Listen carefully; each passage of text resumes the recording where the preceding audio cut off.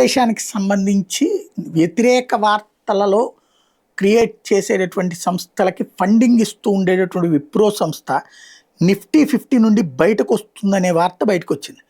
విప్రో సంస్థ వ్యవస్థాపకుడు అజీం ప్రేమ్జీ వాస్తవంగా గొప్ప దాత కింద భావిస్తారు. ఆ గొప్ప దాత ఇట్లాంటివన్నీ మ్యాక్సిమం ఇండియా ఎగనెస్ట్గా ఉండేటటువంటి వాళ్ళనే ప్రోత్సహిస్తూ ఉండడం ఆయన దాతృత్వంలో స్పెషాలిటీ.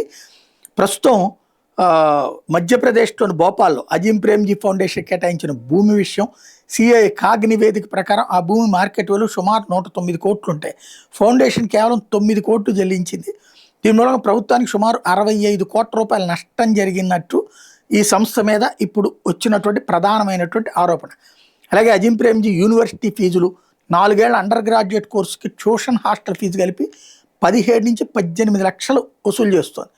పేద మధ్యతరగతి విద్యార్థుల కోసం ఉన్నట్టు చెప్పుకునే యూనివర్సిటీలో ఫీజులు ఇంత ఎక్కువగా ఉండటం ఇప్పుడు విమర్శలకు దారితీసి స్కాలర్షిప్లు తగ్గిపోయాయని, పారదర్శకత కూడా లేదని బయటపడింది. విప్రో సంస్థలో జరుగుతున్న ఉద్యోగుల తొలగింపులు, కొత్త ఉద్యోగుల జీతాలు తగ్గించడం, ఒకవైపు దాతృత్వం చేస్తున్నారని చెబుతూ మరోవైపు కంపెనీలో ఉద్యోగుల మీద ఒత్తిడి పెంచుతున్నారని ఆరోపణలు ఉన్నాయి. దీంతో అజీం ప్రేమ్జీ కేవలం పేరుకి దాత అన్న విమర్శలు వస్తున్నటువంటి నేపథ్యంలో వీళ్ళు ఈ వైపు నుంచి నిర్ణయాలు తీసుకోవడానికి సిద్ధపడుతున్నారన్నది ప్రధానం.